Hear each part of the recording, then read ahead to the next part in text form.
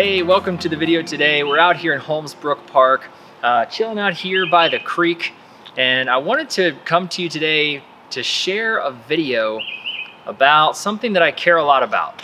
But before I dive into what that thing is, I want to share the story of two managers. Now, the first manager, anytime that he came by, I knew that I was either in trouble or some problem was going on. The only time that he ever came to me was when he was unhappy. I remember any time that he came in the door, I thought, oh no, what did I do this time? What went wrong that is causing him to come here and talk to me? And sure enough, every time that he came in, there was something that I did or that he perceived that I did, or maybe something I didn't do that he thought that I should have done, that resulted in him looking bad. And so he had to come and tell me all about how bad I did. Now, this particular manager, although I believe he genuinely had good intentions, just beat me up anytime. And not in a physical fashion. His words weren't cruel. He wasn't like purposefully mean. He just literally had no other idea how to manage somebody besides coming in and just telling them everything that they did wrong and telling them to do better. That left an impact on me. That left its mark. Now, fast forward about a year and a half. Things did not go well at the store that I was at, and I was pretty sure that I was going to lose my job, but actually I ended up getting moved to a different division. Now enter manager 2. Now, this new manager that I had, she was very interested in what I was doing on a regular basis, but not in the same way as the previous manager. When she asked me what was going on, she genuinely wanted to know what's going on, what's going well, what's not going well. She genuinely wanted to do everything that she could to make sure that I did as well as I could. I remember walking to her one day. I walked into her office, and I was a very young professional at the time, and I didn't have a lot of experience in working with managers. And I remember walking boldly into her office, sitting down in her chair, and said, "What exactly do you do?"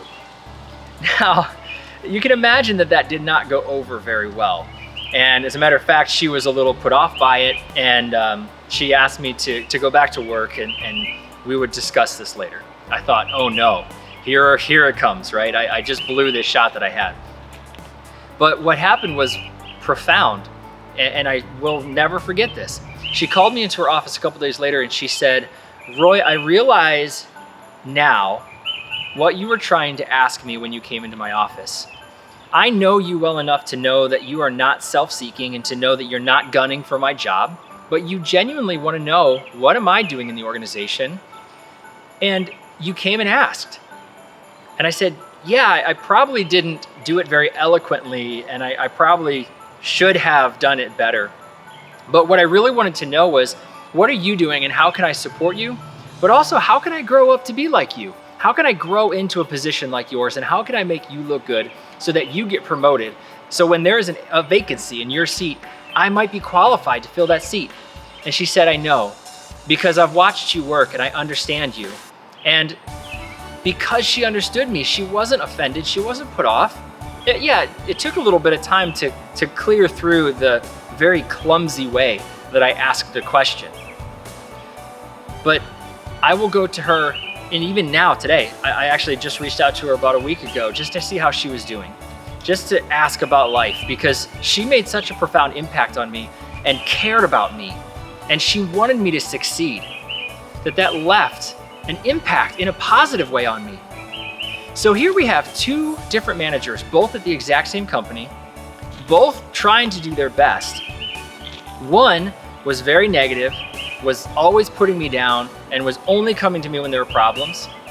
And the other one was genuinely concerned with me, genuinely wanted to see me succeed, genuinely wanted to help grow the company, grow me, grow the division, and was willing to invest in me. And it got me thinking about the word accountability.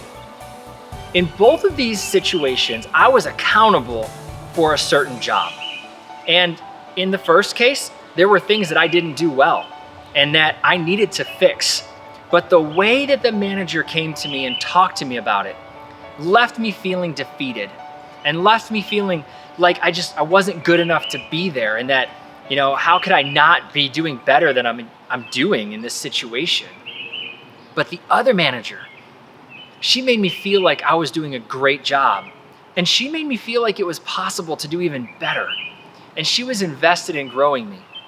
And so I want to come away from this video with 3 things about accountability that you can do in order to make your own company, employees, team respond better, and to give them a positive feeling when you walk away, even when you have to have hard conversations. Okay, so here it goes.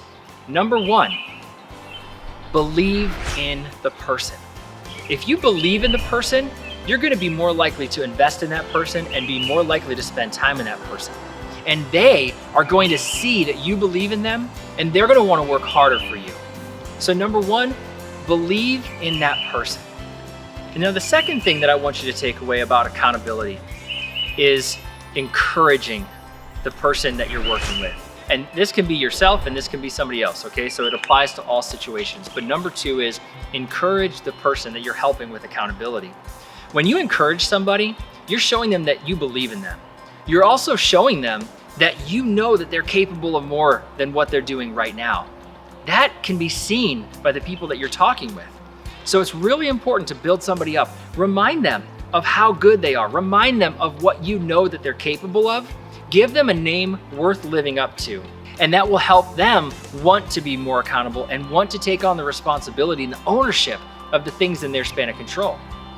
Now, the last thing that I want to leave you with in terms of accountability, do not let the person that you are helping with accountability give up on themselves.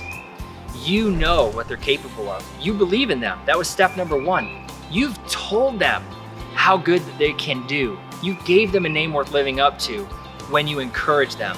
Now, number 3, don't let them give up. Don't let them give up on themselves. Don't let them give up on the project, on the things that they're working towards. Don't let them give up on what's most important for what they want right now. Okay?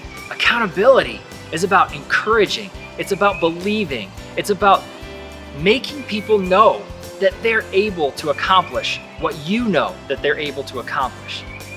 All right, now one quick thing about what accountability is not, okay? Accountability is not walking in and telling somebody what to do and telling them, you're accountable for this now, so make it happen, and then walking out.